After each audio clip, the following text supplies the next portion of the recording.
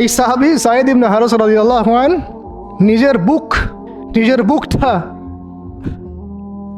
নিজের বুকটা নবী সাল্লাল্লাহু আলাইহি ওয়াসাল্লামের সামনে এইভাবে দিয়ে দিয়েছেন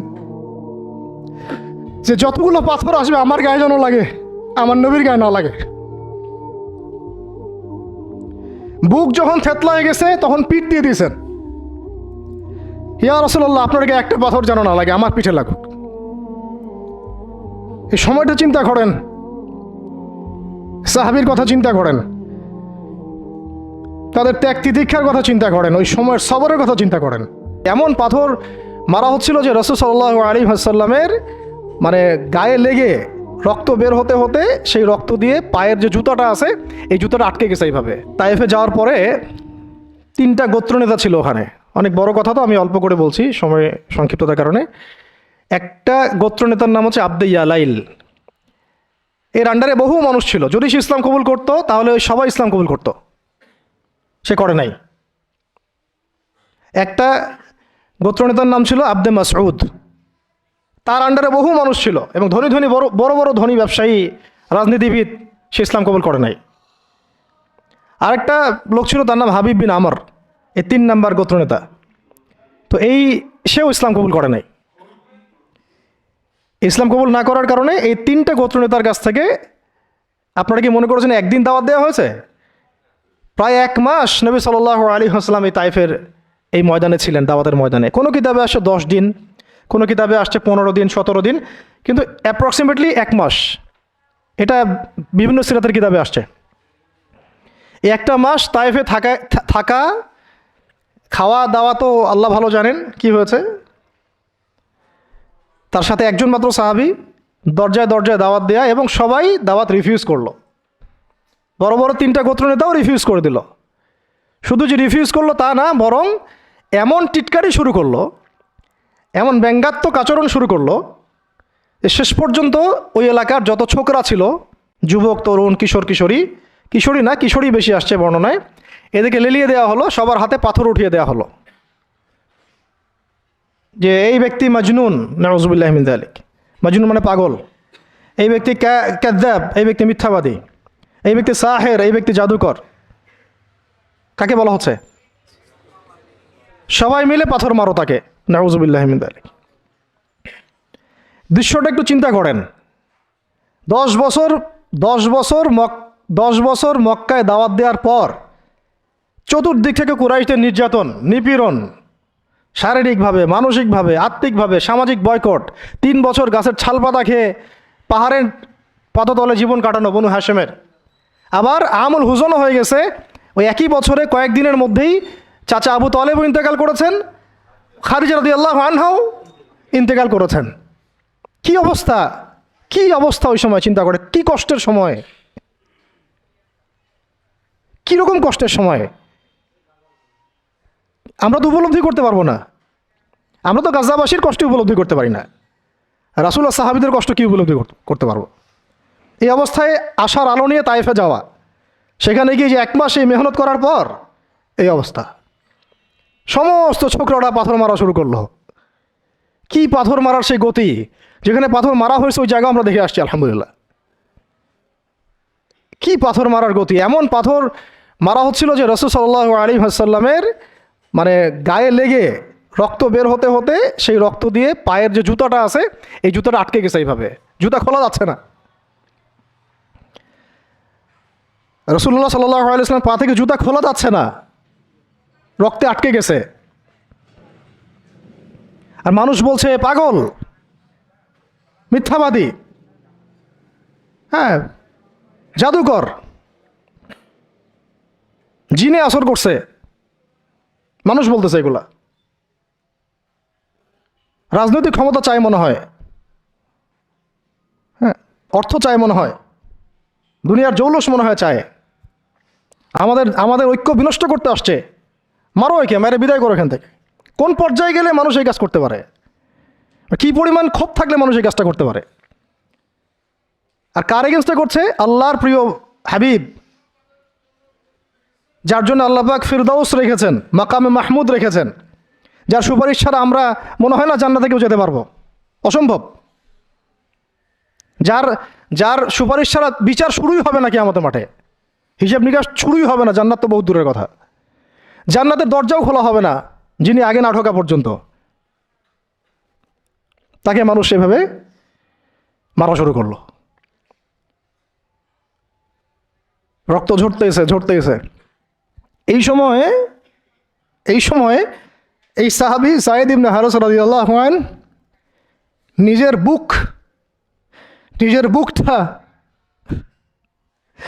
বুকটা নবী সাল্লাল্লাহু আলাইহি ওয়াসাল্লামের সামনে এইভাবে দিয়েছেন যে যতগুলো পাথর আসবে আমার গায়ে যেন লাগে, আমার নবীর গায়ে না লাগে। বুক যখন থেতলায় গেছে তখন পিঠ দিয়ে দিয়েছেন, ইয়া রাসূলুল্লাহ আপনার গায়ে একটা পাথর যেন না লাগে, আমার পিঠে লাগুক। এই সময়টা চিন্তা করেন, সাহাবীর কথা চিন্তা করেন, তাদের ত্যাগ তিতিক্ষার কথা চিন্তা করেন, ওই সময়ের সবরের কথা চিন্তা করেন। আর তায়েফবাসী নবী সাল্লাল্লাহু আলাইহি ওয়াসাল্লামের আপনজন ছিল। তায়েফের গোত্রে নবী সাল্লাল্লাহু আলাইহি ওয়াসাল্লামের দুধ পান করানো হয়েছিল, হালিমা সাঈদার গোত্র এটা। দূরের মানুষ আপনাকে যখন ভালো মন্দ বলবে আপনার অতটা কষ্ট হবে না যতটা আপনার কাছের মানুষ আপনাকে ভালো মন্দ বললে কষ্ট হবে। যখন আপনার প্রিয় মানুষেরা আপনাকে পাথর ছুড়বে, এই পাথরের আঘাত সহ্য করা এত সহজ না। কাফেররা, ফাসেকরা, জালেমরা, মুশরিক, মুনাফিকরা পাথর ছুড়বে, সেই পাথর আপনি সৌভাগ্যের সাথে বরণ করতে পারেন, সেই রক্তক্ষরণে আপনার কষ্ট হবে না। প্রিয় মানুষদের দেওয়া অপবাদ, মিথ্যাচার, গীবত, তহমত, পাথর আপনাকে এত কষ্ট দিবে, এই কষ্টের লোড আপনি সহ্য করতে পারবেন না। আর যদি আল্লাহ পাক আপনাকে সহ্য করার ক্ষমতা দিয়ে দেন, ইনশাআল্লাহ আপনি এমন ব্যক্তি হবেন যে ব্যক্তির হাতে আল্লাহ রাব্বুল আলামিন ইসলামের ঝান্ডা উঠাই দেবেন ইনশাআল্লাহ। এবং ইনশাআল্লাহ যাকে আল্লাহ রাব্বুল আলামিন পুরো কওমের জন্য কবুল করবেন ইনশাআল্লাহ। এবং পুরো শক্তি আপনার সামনে একদিন না একদিন পরাজয় বরণ করবেই, সময়ের ব্যাপার। যায়েদ বিন হারেসা রাদিয়াল্লাহু আনহু নিজের বুকটা এইভাবে আগলায় দিয়ে রাখছেন, আমার গায়ে লাগুক ইয়া রাসূলুল্লাহ, আপনার গায়ে না লাগে। আজকে আপনি যায়েদ ইবনে হারেসাকে পাবেন কোথায়? কিসের ইসলামী বিপ্লবের কথা বলি আমরা? জামা আইমারা এটা ওইটা, যায়েদ বিন হারেসারাই তো নাই। ওইরকম আখলাকের নেতাও যেমন আমরা পাই না, ওই রকম যায়েদ বিন হারেসাদের মতো আমরা মামুরও তো পাই না।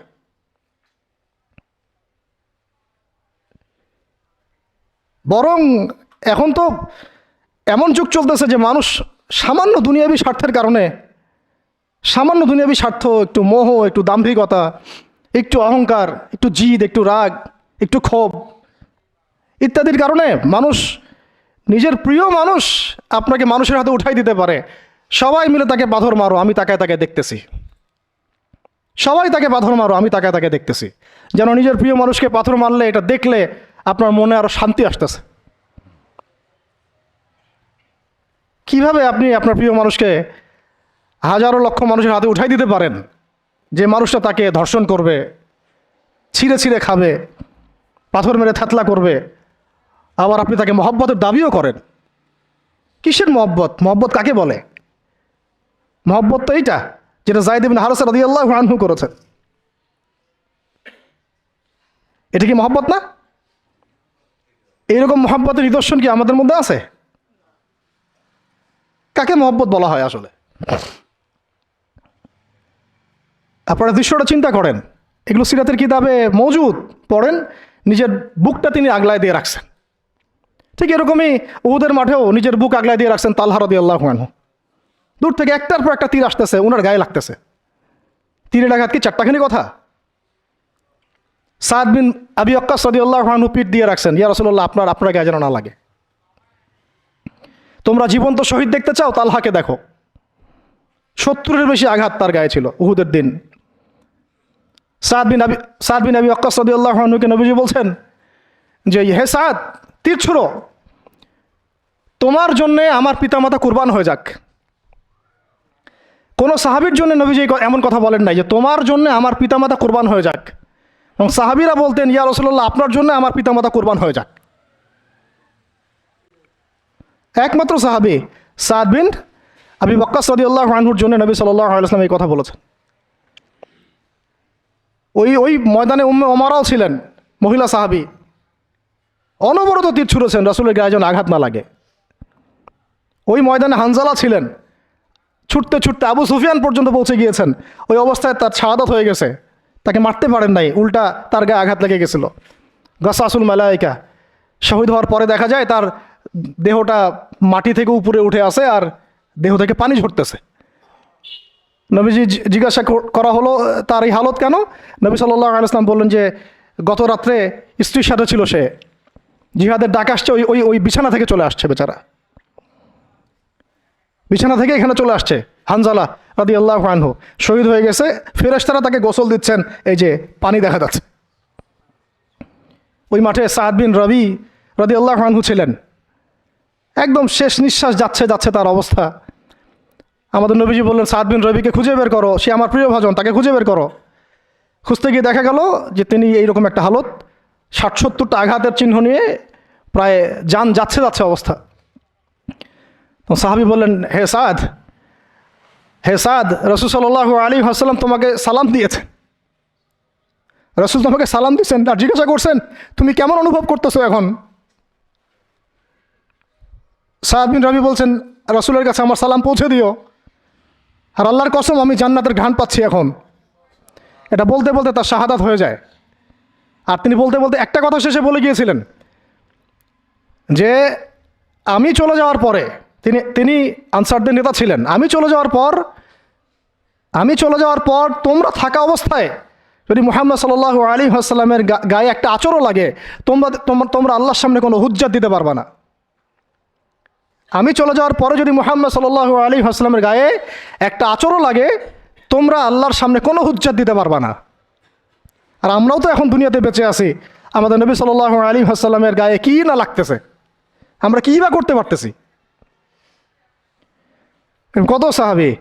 আর একটা কথা বলতে ভুলে গেছিলাম, যায়েদ বিন হারেসা রাদিয়াল্লাহু আনহু, ইসলামের পরে যে ভাই ভাই সম্পর্ক করে দেওয়া হয়েছিল, দিনী ভাই, যায়েদ বিন হারেসা রাদিয়াল্লাহু আনহু দিনী ভাই ছিলেন হামজা রাদিয়াল্লাহু আনহু, সাইয়্যিদুশ শুহাদা। তার হালতও আমরা দেখেছি উহুদের মাঠে, এমন সিংহ যার সামনে কেউ লড়াই করতে পারে না। আর আল্লাহর যে সিংহদের সামনে কাফেররা পেরে ওঠে না, পিছন থেকে আঘাত করে, তাকেও পিছন থেকে আঘাত করা হয়েছে। বর্ষা বের হয়ে গেছে নাভির নিচ দিয়ে, ওই অবস্থায় মারতে আসছিলেন তিনি, ওয়াহশী তাকে শহীদ করেছিল। নবী সাল্লাল্লাহু আলাইহি ওয়াসাল্লাম তার লাশ দেখে অঝোর নয়নে কেঁদেছেন, কারণ তার বুকটা চিরে ফেলছিল কাফেররা, চিরে কলিজা বের করার চেষ্টা করছিল, পারে নাই, কলিজা বের করে চিবাই খাওয়ার চেষ্টা করছিল। তাহলে কাফেরদের ক্ষোভ চিন্তা করেন, কাফেররা আমাদের ব্যাপারে কী পরিমাণ ক্ষোভ লালন করে, তারা আমাদের ব্যাপারে কী পরিমাণ ক্ষোভ লালন করে ভিতরে ভিতরে, এটা আমরা জানিও না, বুঝিও না। আমরা ওদের সাথে বন্ধুত্ব করতে চাই, ওদেরকে আমাদের নিজেদের আপন মনে করি, ওদের হাতে আমরা আমাদের দিনী ভাইদেরকে উঠাই দিই, বোনদেরকে উঠাই দেই, আপনজনদেরকে উঠাই দেই। হামজা রাদিয়াল্লাহু আনহুর এরকম হালত। তার দিনী ভাই ছিলেন যায়েদ বিন হারেসা রাদিয়াল্লাহু আনহু। বহু ঘটনা আছে, আমি যেটা বলতে যাচ্ছিলাম ওইখান থেকে এদিকে চলে আসছি। এরপরে নবী সাল্লাল্লাহু আলাইহি ওয়াসাল্লাম তায়েফের একটা আঙ্গুর বাগানে প্রবেশ করেন, এত ক্ষতবিক্ষত অবস্থায়। আর পাথরের ঢিলকে আপনারা এত তুচ্ছ মনে করেন না, কিন্তু এটা কিন্তু এত তুচ্ছ বিষয় না, কিন্তু এটা যন্ত্রণাদায়ক বিষয়। আর তার মধ্যে বললাম তার আপন মানুষ, কাছের মানুষ। আঙ্গুর বাগানে যাওয়ার পরে ওখানে আদ্দাস রাদিয়াল্লাহু আনহু, আদ্দাস নামে একজন বাগানের দেখভালকারী ছিল। এই বাগান ছিল আবার উতবা এবং সাইবার, বড় আঙ্গুর বাগান। এখানে ঘটনা ঘটে গেল, নবী সাল্লাল্লাহু আলাইহি ওয়াসাল্লাম বসে আছেন, জুতা খোলার চেষ্টা করছেন, এবং আদ্দাস তিনি এসে একটু খেজুর দিয়েছেন। মায়া লাগছে তার, আহারে লোকটাকে এইভাবে মারলো, মানুষটাকে এইভাবে মারলো। তো কিছুই চাচ্ছে না, কিছুই বলে নাই, খালি বলছে এক আল্লাহর ইবাদত করো, আর কিছু চাইছে নাকি? তো এক আল্লাহর ইবাদত করো বললো, বাস, তাই বাস এইভাবে মারলো। আর মানবে না তা মারলো কেন? ও বেচারার কাছে খারাপ লাগছে, দাওয়াত কবুল করবে না তো মারলো কেন? লাঞ্ছিত করার কি দরকার ছিল?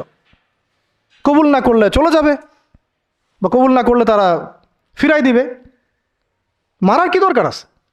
তার মায়া লাগছে খুব, সে এসে কিছু খেজুর দিছে খাইতে, পানি দিছে খাইতে। ওই অবস্থায় নবী সাল্লাল্লাহু আলাইহি ওয়াসাল্লাম পানির গ্লাস নিয়ে খেজুর নিয়ে বিসমিল্লাহির রহমানির রহিম, বিসমিল্লাহ বলছেন, বিসমিল্লাহ। তো বিসমিল্লাহ শুনে সে আদ্দাস, তার খুব ভালো লাগছে যে এই শব্দটা আপনি কোথা থেকে পেলেন। তো নবীজি তাকে জিজ্ঞাসা করছেন, তোমার নাম কি? আদ্দাস। কোথায় থাকো? তা আমি নিনওয়ার নামক একটা জায়গা থেকে আসছি। তো এটা শুনে নবী সাল্লাল্লাহু আলাইহি ওয়াসাল্লাম বলছেন যে, ও আচ্ছা, তার মানে তুমি আমার ভাই ইউনুসের এলাকার মানুষ, তুমি আমার ভাই ইউনুসের এলাকার মানুষ। আচ্ছা, আপনি কীভাবে ইউনুসকে চিনেন? ইউনুস আমার ভাই, নবীগণ সবাই বৈমাত্রিক ভাই, আমি আল্লাহ রসুল, সেও আল্লাহ নবী। তখন তিনি ইসলাম কবুল করেন। আদ্দাস রাদিয়াল্লাহু, তার নামে ওখানে এখনো মসজিদ আছে। হ্যাঁ, ওখানে আপনারা গিয়ে দেখবেন মসজিদ আছে। এই জায়গায় যায়েদ বিন হারেসা রাদিয়াল্লাহু আনহুর ভূমিকাটা দেখেন। এবার নবী সাল্লাল্লাহু আলাইহি ওয়াসাল্লাম ওই জায়গায় বসে দোয়া করতেছেন। এটা শেষ অংশ, দোয়া করতেছেন। এই দোয়ার লফজ যদি আরবি থেকে আরবি বুঝতে পারতেন, তাহলে মানে আমার এতগুলো কথা বলা সার্থক হতো আর কি। মানে আমি যদি মানুষকে এই দোয়ার শব্দগুলোর অর্থ বুঝাইতে পারতাম, ওই ক্ষমতা যদি আমার থাকতো, আমার মনে হয় না এই ক্ষমতা কোনো ওলামায়ে কেরামের আছে। আমার মনে হয় না এই ক্ষমতা কোনো ওলামায়ে কেরামের আছে যে এই দোয়ার শব্দগুলো আওয়ামকে বুঝাই দিবে, এক্স্যাক্টলি সেই ফিলিংস এবং ইমোশন বুঝাবে, এমন ক্ষমতা আমাদের কাউকে দেওয়া হয় নাই। শুধু এই অনুভূতিগুলো বোঝার জন্য হলেও আরবি শেখা দরকার আপনাদের, আমাদের সবারই। এগুলো অনুভূতিগুলো বোঝার জন্য হলেও আমাদের আরবি শেখা দরকার। মোনাজাতে মাকবুল কিতাবেও দোয়াটা আছে। নবী সাল্লাল্লাহু আলাইহি ওয়াসাল্লাম রক্তাক্ত অবস্থায়, ক্ষতবিক্ষত অবস্থায়, তার পাশে যায়েদ ইবনে হারেসা রাদিয়াল্লাহু আনহু, তারা আল্লাহ রাব্বুল আলামিনের কাছে দোয়া করতেছেন। এই দোয়াটার নাম হচ্ছে মাজলুমের দোয়া, দুর্বলের দোয়া। কিসের দোয়া? দুর্বলের দোয়া। দোয়ার শব্দগুলো এমন ছিল, আল্লাহুম্মা ইন্নাকা তাসমাউ কালামি, আল্লাহুম্মা ইন্নাকা তাসমাউ কালামি, হে আল্লাহ, নিশ্চয়ই আপনি আমার কথা শুনছেন। আমাদের নবীজি বলছেন, আল্লাহুম্মা ইন্নাকা তাসমাউ কালামি, আল্লাহ আপনি নিশ্চয়ই আমার কথা শুনছেন। ওয়া তারা মাকানি, এবং আমার যে মাকান, আমার অবস্থা আপনি দেখছেন। ওয়া তা'লামু সিররি ওয়া আলানিয়াতি, আল্লাহ আপনি আমার বাহিরের অবস্থাও জানেন, ভিতরের অবস্থাও জানেন। আমার বাহিরের হালতও আপনি জানেন, ভিতরের হালতও আপনি জানেন, প্রকাশ্য অবস্থা আপনি জানেন, গোপন অবস্থা আপনি জানেন। তা'লামু সিররি ওয়া আলানিয়াতি লা ইয়াখফা আলাইকা শাইউম মিন আমরি, আমার কোনো কাজই আপনার কাছে গোপন না। আসলে আমার কি হালত, কি অবস্থা, আমার উপর দিয়ে কী গেছে, কি গেল, কি প্রকাশ্য, কি গোপন, কি সত্য, কি মিথ্যা, আল্লাহ আপনি সব জানেন। বলা কথা না বলা কথা সব আপনি জানেন। তা'লামু সিররি ওয়া আলানিয়াতি লা ইয়াখফা আলাইকা শাইউম মিন আমরি। এরপরে নবীজি বলছেন, ওয়া আনাল বাইসুল ফকিরুল মুস্তাগীসুল মুস্তাজির আল ওয়াজিলুল মুশফিকুল মুকির আল মু'তারিফু বিযামবি। এক একটা শব্দ কীভাবে বোঝাবো আপনাদেরকে, আমার কাছে ভাষা নাই। আল্লাহ আমি দুর্দশাগ্রস্ত, আমি ফকির, আমি জিল্লতির শিকার, আমার অপরাধ আমি চিনতে পেরেছি। মানে এমন এমন শব্দ যেটা একজন নবী ছাড়া কারো মুখ দিয়ে বের হওয়া সম্ভব না। এমন এমন শব্দ যেটা ওহী ছাড়া সম্ভব না। আসআলুকা মাসআলাতাল মিসকিন, মিসকিনরা যেভাবে তোমার কাছে চায় আল্লাহ, আমি সেভাবে তোমার কাছে চাচ্ছি। ওয়া আবতাহিলু ইলাইকা ইবতিহাল আল মুযনিবিয যালিল, একজন মানুষকে যখন অপদস্থ, লাঞ্ছিত করা হচ্ছে, সেই মানুষ যেভাবে আপনার কাছে চায়, আমি সেইভাবে আপনার কাছে চাচ্ছি।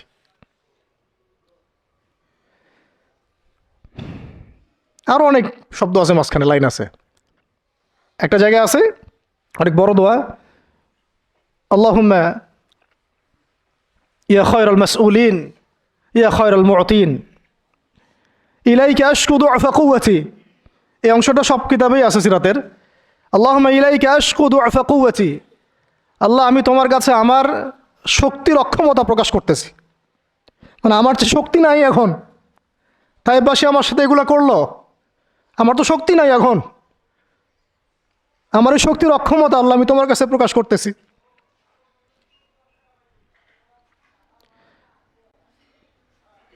ইলাইকা আশকু দুআফা কুওয়াতি, আমার শক্তির যে কুওয়াতের অক্ষমতা, দুর্বলতা আমি তোমার কাছে প্রকাশ করতেছি।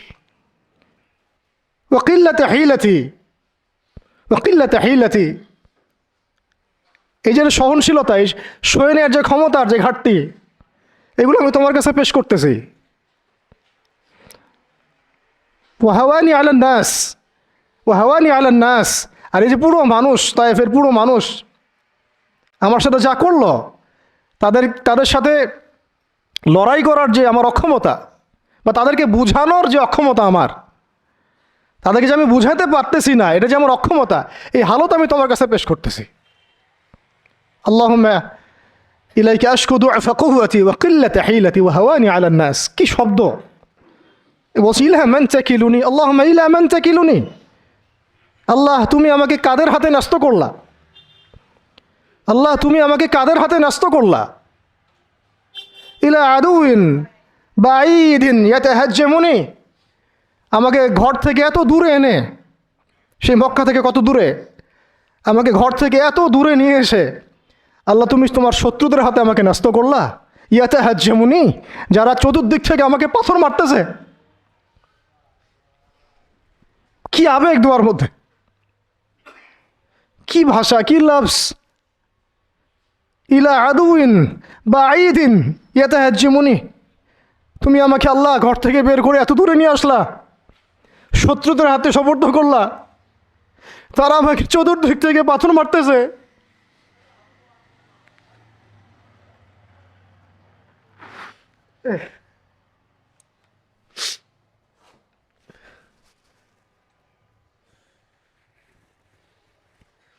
আম্মি লা করিবিন মাল্লাকতাহু আমরি, পরে নবীজি বলছেন আম্মি লা করিব, নাকি আমাকে কাছের মানুষদের হাতে নিয়ে আসছো আল্লাহ, আল্লাহ তুমি কি আমাকে কাছের মানুষদের হাতে উঠাই দিছ? মাল্লাকতাহু আমরি, যারা আমার ভালো মন্দের কাজের মালিক হয়ে গেছে। এইভাবে দোয়া করতে লাগলেন নবী সাল্লাল্লাহু আলাইহি ওয়াসাল্লাম। যায়েদ বিন হারিস রাদিয়াল্লাহু আনহু শামিল আছেন এখানে। তারপরে নবীজি বলছেন ইল্লাম তাকুন সাখিতুন আলাই ফালা উবালি, আল্লাহ এত কিছুর পরও যদি তুমি আমার প্রতি অসন্তুষ্ট না হও, আমার কিছুই যায় আসে না। আল্লাহ এত কিছু হয়ে গেল, এরপরে যদি তুমি আমার উপর অসন্তুষ্ট না হও, অন্তত আমার কিছুই যায় আসে না। আলহামদুলিল্লাহ।